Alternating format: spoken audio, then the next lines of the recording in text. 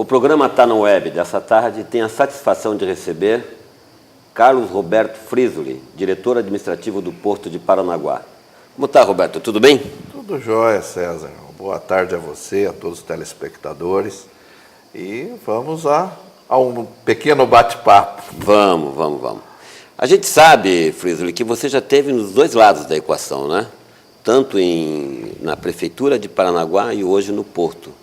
E qual é a maior referência que se tira em estar dos dois lados? Hoje, você já esteve nessas duas posições, o que você enxerga na relação Porto-cidade?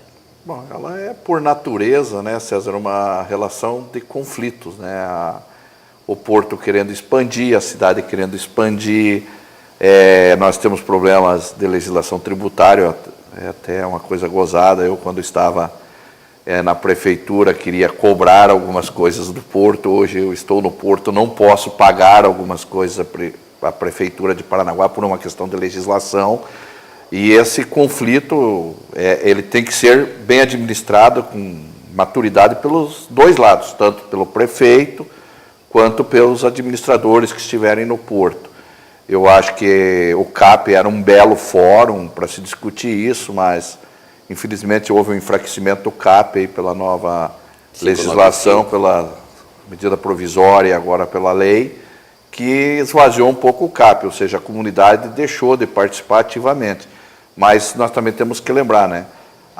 Um não vive sem o outro. O Porto é a grande joia do nosso município e a prefeitura tem que administrar essa cidade que está em volta do Porto. É uma relação bastante conflituosa. E com relação à expansão do Porto, a maior dificuldade hoje é o Instituto Ambiental do Paraná, que não permite, em função de área de proteção? Eu acho que não existe um culpado. Eu acho que o Porto ele é engessado por várias legislações. Então, não adianta a gente citar, é a Secretaria de Meio Ambiente, é o Instituto Ambiental do Paraná, é o IBAMA. Não é. É um conjunto de legislação que não se modernizou para a atividade portuária. Ou seja, a atividade portuária ela merece um tratamento diferenciado, tanto das autoridades federais, estaduais e municipais. Ele é um modelo diferente de gestão. Não é uma fábrica, um escritório, uma transportadora. É um lugar que congrega todos os meios de transporte, de convivência, de meio ambiente. Porque nós temos fauna marinha, nós temos o entorno do porto. Então tem que ter uma legislação um pouquinho diferenciada. Área de manguezal, área de preservação permanente. E o porto, ele gera desenvolvimento. Ele vai atrair empresas, ele vai atrair serviços. E eles têm que ser medidos caso a caso. Não pode ser uma legislação que engesse. Nós não podemos engessar uma dragagem de manutenção que se levou 7 anos para conseguir uma licença ambiental. Né? Não vamos entrar no mérito, culpa de quem, mas não pode esperar 7 anos. É muito tempo, muito tempo que travou o desenvolvimento. Quantos milhões se perdeu nisso? Não tem calado, o navio não entra. Aquela, não tem dragagem porque não tem licença. Não tem licença porque não tem autorização. Não tem autorização porque a legislação... Estudo. Não pode ser assim. Eu acho que isso teria que ter um tratamento. E nós somos poucos portos no Brasil. É claro que você vai pegar um órgão igual o IBAMA, a demanda é do país inteiro. Você vai pegar um órgão igual o IAP, a demanda do estado inteiro. Mas nós só temos 2 portos no Paraná, que é Paranaguá e Antonina. E nós temos 30, 40 portos no Brasil. Quer dizer, ou seja, uma carga de 30, 40 portos para o IBAMA, uma carga para o IAP, uma carga para a Secretaria do Meio Ambiente do município de Paranaguá. Tem que ter tratamento diferenciado. Eu tenho um ministro que me inspirou do Tribunal Superior do Trabalho, que falava assim, para a gente tratar, para igualar os desiguais, nós temos que tratar de uma forma diferente. Se nós tivéssemos que tratar todo mundo igual, nos prédios teriam só rampa ou só escada. Tem rampa e escada para que as pessoas tenham um modo igual de necessidades diferentes para acessar a mesma coisa. E no porto teria que ser assim.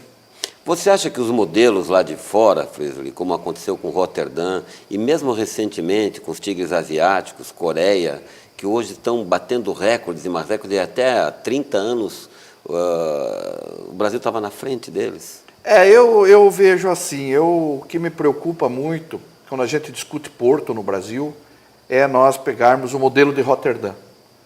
Roterdã está há 50 anos na nossa frente. Eu acho que nós temos modelos mais próximos.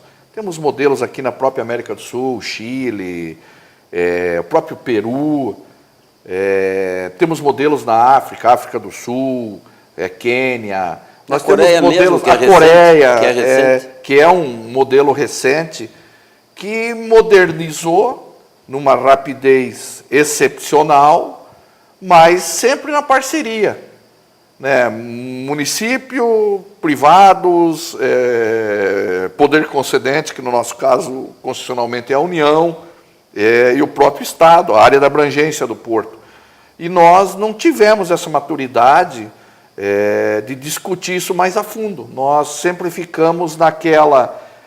nós viemos de uma cultura de área de segurança nacional, aqui ninguém pode mexer, 17 a 19 ministérios legislando em cima do porto.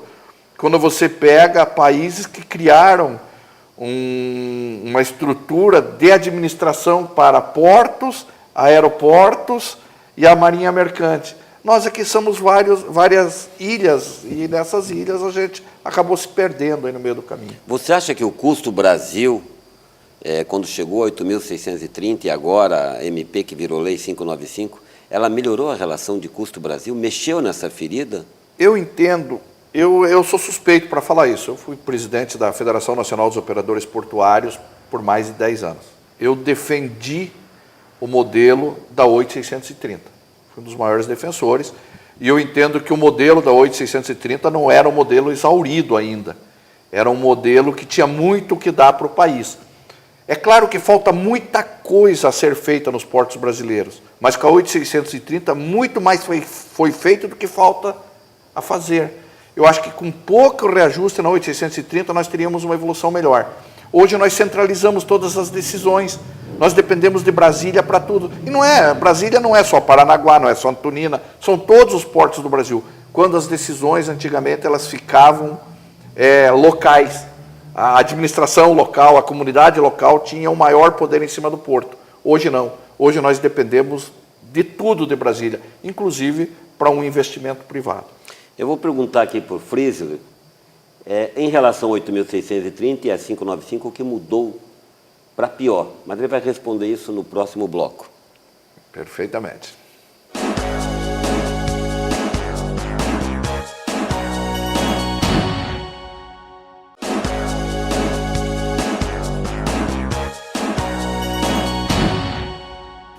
Nós estamos aqui com o diretor administrativo do Porto de Paranaguá, Carlos Roberto Frizzoli.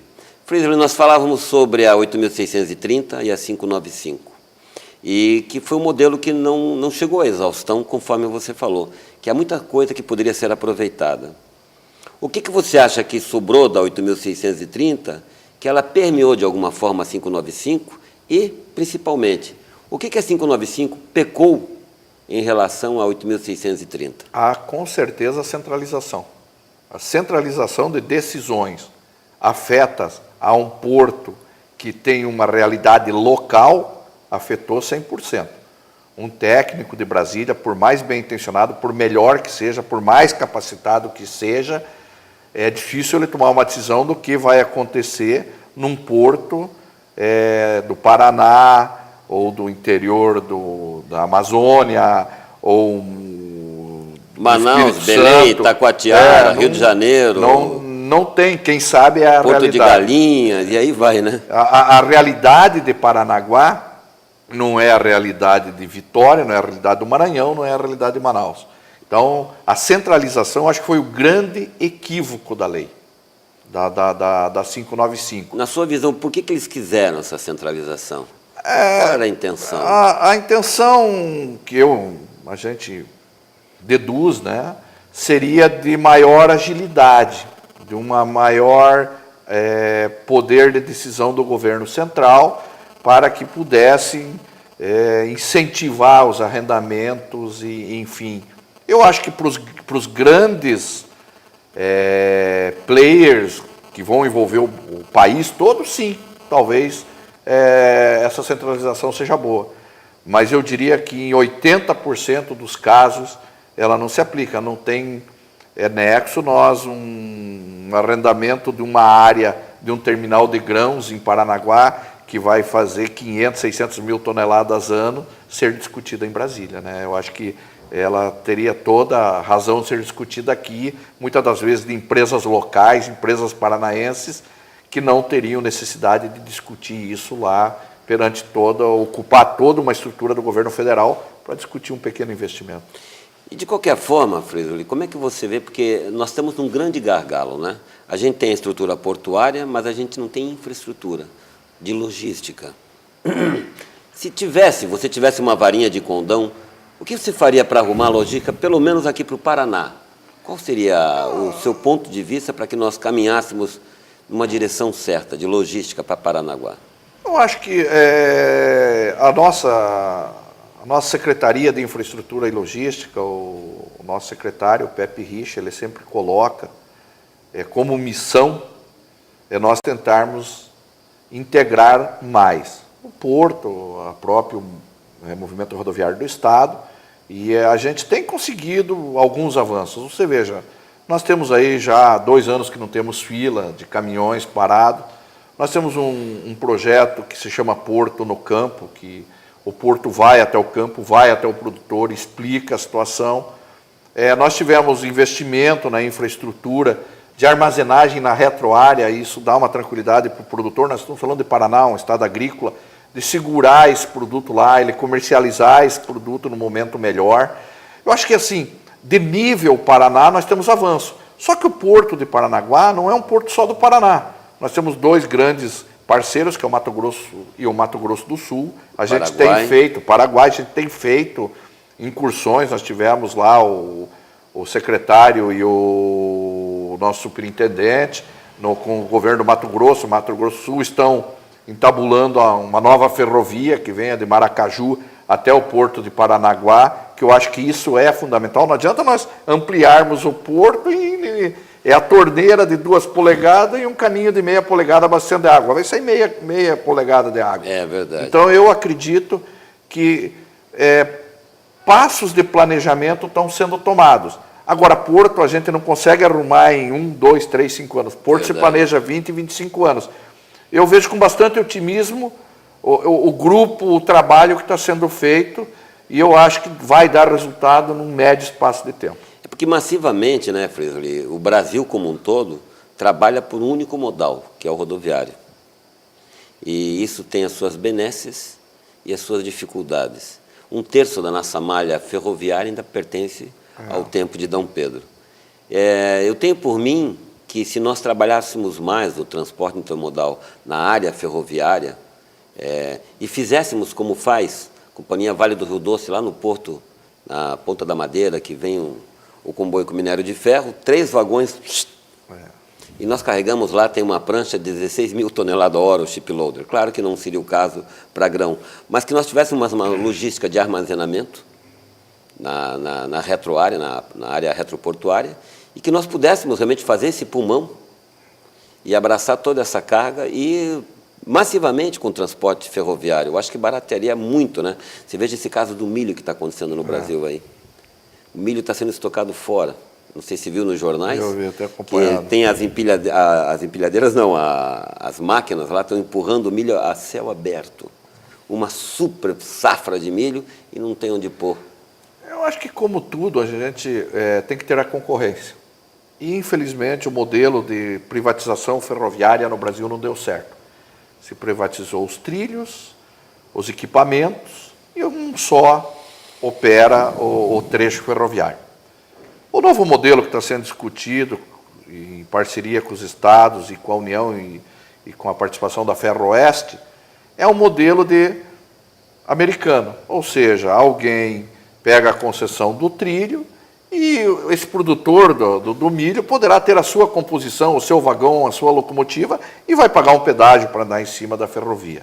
Eu acho que, em havendo a competição ferroviária, isso acontece na Europa, e acontece nos Estados Unidos, em cima do mesmo trilho anda a Amtrak, a New Jersey, a Cargill compra os vagões e anda, os armadores andam. Então, eu acho, concorrência, o projeto novo ferroviário, eu acho que vai solucionar. Não vai acontecer em 1, 2 anos, mas eu acredito que em 5, 6 anos isso vai melhorar. O governo sinalizou com uma PAC aí para o transporte ferroviário, né? Mas eu gostaria de voltar a falar ainda sobre a 595 no próximo bloco.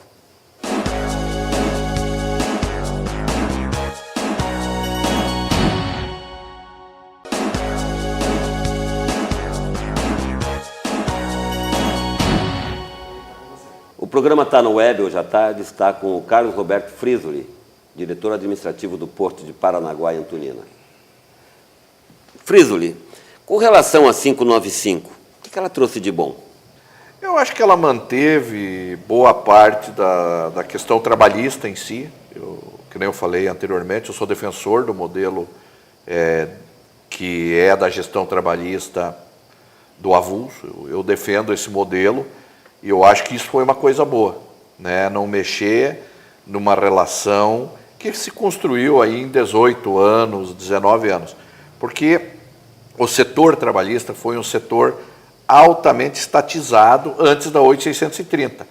Quando veio a 8.630, nem os trabalhadores, nem os empresários sabiam de relação capital-trabalho. Como é que iam lidar com aquilo? Nós tivemos que aprender, todos tiveram que aprender. Por quê? Eram 2 órgãos, Sunamã e Portobras, regulamentando, e não havia essa negociação. E esse amadurecimento houve em 18 anos. Então, eu acho que o ponto forte, essa é uma opinião muito pessoal, particular, eu acho que o ponto forte foi a manutenção do modelo de gestão de mão de obra. Com todos os acertos e erros que ocorreram, e muita coisa ainda precisa ser corrigida, mas eu acho que a manutenção disso foi o grande acerto da 595. Quando estava se delineando a 595, falava-se na extinção do ógimo, né? Houve um comentário sobre isso, e até disseram que talvez seria impossível por causa do passivo trabalhista do ógimo, tanto em Santos, que é altíssimo, aqui em Paranaguá, Rio de Janeiro. E como é que ficou resolvida essa questão, Frisoli? Eu não posso, a gente não pode misturar as coisas. O modelo do passivo, o passivo trabalhista, se deve à legislação trabalhista falha, que eu acho que também tem que se modernizar no Brasil, a legislação trabalhista, o juiz julga em cima de uma legislação. O juiz não inventa nada. Nem pode. Nem pode. Então, eu acho que tem que ter também a questão do trabalho portuário tem que ser tratada de uma maneira diferenciada. Agora, o modelo, nós tínhamos um modelo, e temos, que graças a Deus a gente conseguiu manter, que é o modelo europeu, belga, de mão de obra, aonde você consegue conciliar a sazonalidade, a diversidade de carga. Nós não somos um terminal que fazemos um único modelo de carga, um único tipo. Exato. Então, super especializado. Super especializado, que fazemos só aquilo e temos movimento 30 dias por mês, 12 meses tudo por ano. Não, muito pelo contrário. Ao contrário.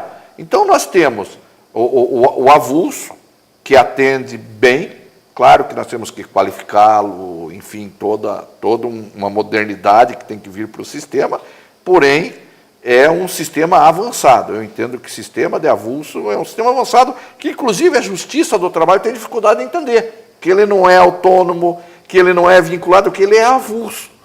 Então, o sistema é muito bom. Há equívocos na legislação trabalhista, na relação, nos acordos, há equívocos que têm que ser corrigidos. Você acha que a lei, quando tirou dos avulsos a aposentadoria com 25 anos, ela se equivocou? Eu acho que sim.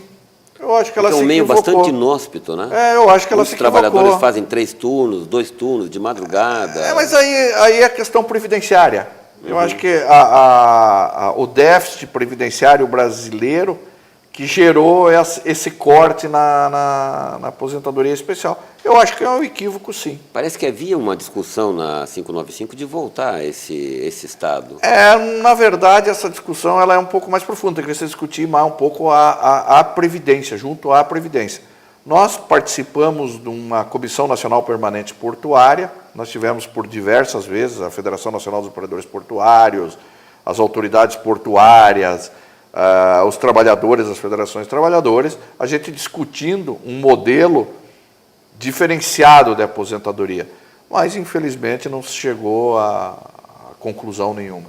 Os trabalhadores avulsos, de uma forma geral, nunca pensaram em criar um fundo de pensão, Frisoli? Isso já foi aventado?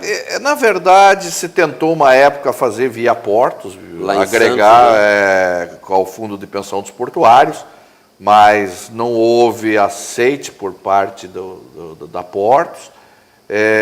Depois, houve até um estudo de alguns portos brasileiros em fazer um fundo complementar de aposentadoria, um fundo privado, mas infelizmente não prosperou em nenhuma das frentes. Quando começou a se discutir isso na 595, essa discussão meio que caiu por água abaixo, por interesses maiores, que eram a grande sonho de modernizar o porto em um curto espaço de tempo. Certo. E de uma maneira geral, com relação ao Porto de Paranaguá, como é que se vê a nossa dinâmica em relação aos outros portos? Eu diria assim, nosso Porto de Paranaguá, ele é um porto que vem crescendo ano a ano, né? A gente vem aumentando o volume. É o porto que, se você pegar a produtividade pela extensão de cais, é a maior produtividade por metro linear de cais do Brasil, com certeza. Eu acho que é um dos maiores do mundo, porque nós temos uma taxa de ocupação altíssima, nós temos, dentro da realidade dos equipamentos, uma excelente produtividade. Eu acho que isso vai aumentar. Existe muita celeuma, temos que aumentar o cais. Eu acho que temos que aumentar o cais. Mas talvez primeiro vamos aumentar os equipamentos. Agora equipamentos e infraestrutura, né? Estamos adquirindo 4 shiploaders novos. Os shiploaders que estão aqui são da década de 1970. Qual era a prancha desses shiploaders? O nominal, na época, era de 1.500 toneladas. Hoje fazem, em média, 700 toneladas a hora. São equipamentos que não eram específicos para grão, eram equipamentos que foram para minério de ferro, né? Foram adaptados para a nossa realidade, e agora a gente adquirindo 4 shiploaders novos de 1.500 toneladas por hora nominal, de 2.000 nominal, acredito que vão fazer em torno de 1.500 efetiva toneladas hora, ou seja, no lugar que fazia 1.400 toneladas por hora com 2 shiploaders, nós faremos 3.000 por hora. Então isso dará produtividade. Eu acho que a mudança dos equipamentos, a dragagem de manutenção que está acontecendo, começa na próxima semana, já começa a dar sinal de uma recuperação e um aumento de volume e produtividade de carga. Esses equipamentos do porto público ou privado? Porto público. Porto público. Porto público, comprados com recursos da APA. Eu queria fazer uma pergunta no próximo bloco, se há vida para navios de contêiner fora do TCP no terminal de Paranaguá.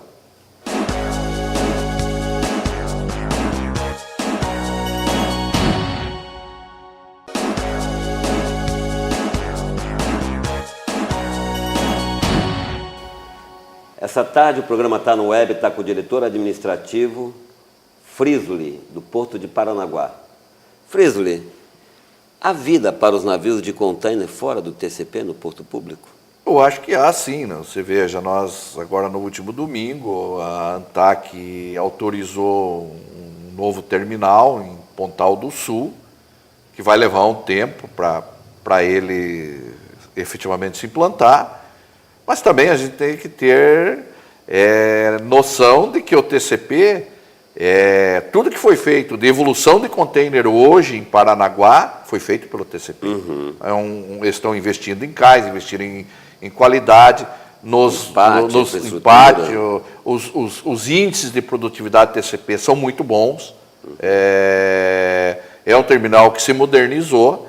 E, fatalmente, a implantação de um novo terminal vai torná-lo mais ágil. Eu acho que é bom para o Paraná, que a gente tenha isso. Se bem que nós teremos mais calado lá no Pontal, né? Mas eu não vejo como grande problema o calado dos navios de containers. Por quê? Pela expansão do corredor de exportação, pelos projetos que tem para o corredor de exportação, o calado para o corredor de exportação será aumentado.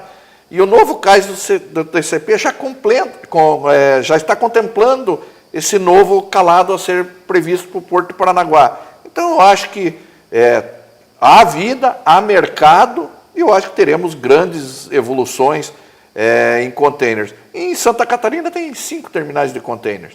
E nós seremos o hub port para o Mercosul, finalmente? Eu acredito nisso. Com essa... Eu acredito nisso. Piamente, eu acho que Paranaguá tem a vocação para isso. Eu acho que nós temos um porto de Bahia, um porto abrigado, uma cidade industrial muito próxima daqui. Nós estamos próximos a São Paulo, estamos próximos ao grande eixo paranaense. É o único porto que o quilômetro zero de uma rodovia começa no portão do porto e vai até um outro país, que é o Paraguai. Temos todo o norte de Santa Catarina, oeste de Santa Catarina. Eu acredito piamente que Paranaguá será o hub do sul do Brasil. Significa que Pontal lá vai realmente despontar com infraestrutura, com ferrovia, com uma rodovia mais abrangente para poder fazer frente a esse novo porto? Eu acho que sim, eu acho que é inevitável. Quando foram fazer um porto em Itapuá, todo mundo falava como é que vamos chegar a Itapuá. Chegou a rodovia em Itapuá. Quando foi fazer um porto em Navegantes, como é que chegaremos em Navegantes?